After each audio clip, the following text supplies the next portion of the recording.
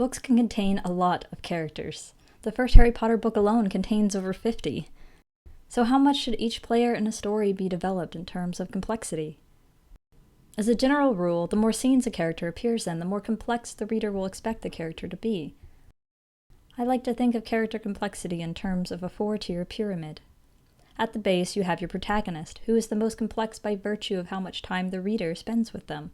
The audience knows more about the protagonist's desires, motivations, and flaws than any other character. For example, even at the start of the Harry Potter series, we already know a great deal about Harry. We know his backstory. He's an orphan who lives in a cupboard under the stairs and is constantly bullied by his relatives. We know his personality. He's principled, cheeky, and brave, not to mention impulsive and reckless. We also understand his inner turmoil. With his parents dead and the cruelty of his other family members, Harry has always been alone in his life until he arrived at Hogwarts. Scene by scene, we experience his moments of sadness, anger, confusion, wonder, and joy, as well as the complex character reactions that come with those emotions. On the second, smaller tier of the pyramid, you have the other major characters, the most important players in the supporting cast. These are often antagonists or friends, your Rons, Hermiones, Hagrids, Dumbledores, Snapes, Dracos, and Voldemorts. From the start, each of them have defining features and quirks that make them complex. We have a character who comes from a big family of redheads, a friendless know-it-all, a kind-hearted guide who is expelled from school, a cheery and powerful mentor who gives sage advice, a teacher who hates the protagonist's father and fame, a snob from a pure-blood family who at first tries to befriend the protagonist, and a villain whom no one dares to call by name and who must live on someone else's body. These major characters all have backstories and goals independent of the protagonist. Think of the Mirror of Erised, which shows its viewer their deepest desire, and how Harry's dreams differ from his friends. Ron saw himself as the Gryffindor Quidditch captain and head boy, holding up the Quidditch cup as he has always been overshadowed by his brothers, and is always striving to be noticed by others. On the third tier are your minor characters, the ones who only appear in a couple of scenes, such as parents or childhood bullies. In this category, you want to avoid obvious stereotypes. One of my biggest pet peeves is generic bully characters, people who try to knock the protagonist down a peg for no reason and in uncreative ways, like the mean preppy girl who trips the protagonist in the hallway. You can avoid such cliches by adding detail. In the case of a bully, give them a motivation and an interesting way of bullying. Dudley Dursley, for example, is a spoiled, overweight mama's boy who thinks he's the center of the universe, so it makes sense that he would think himself above his cousin and use fake tantrums to get Harry in trouble. That's as far as you need to go in terms of complexity for minor characters, unless you plan on having multiple books. In the case of a longer series, these second and third tier characters should experience some kind of character arc.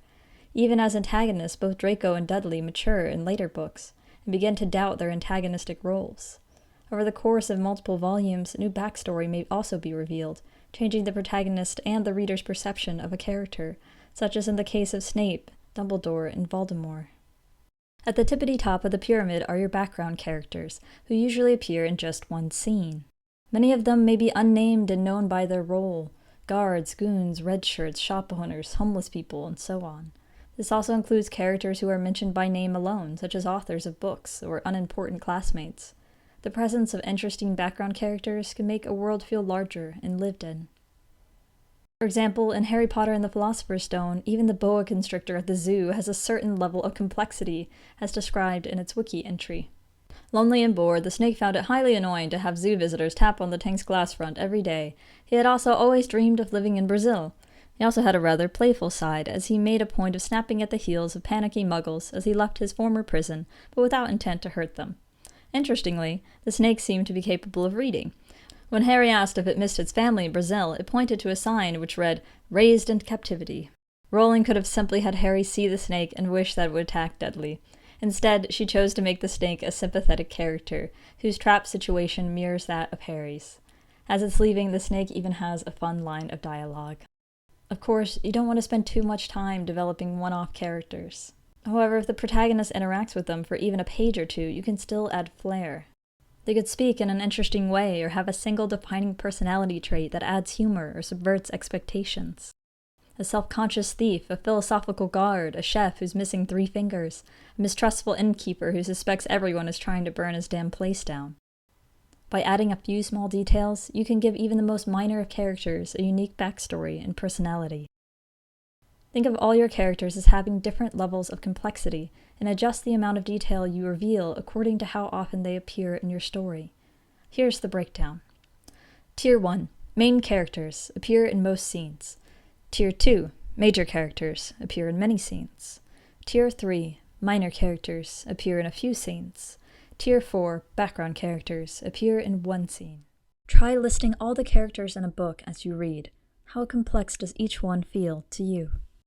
I'm curious to know more examples like the boa constrictor from Brazil, so tell me your favorite background character in the comments. And whatever you do, keep writing.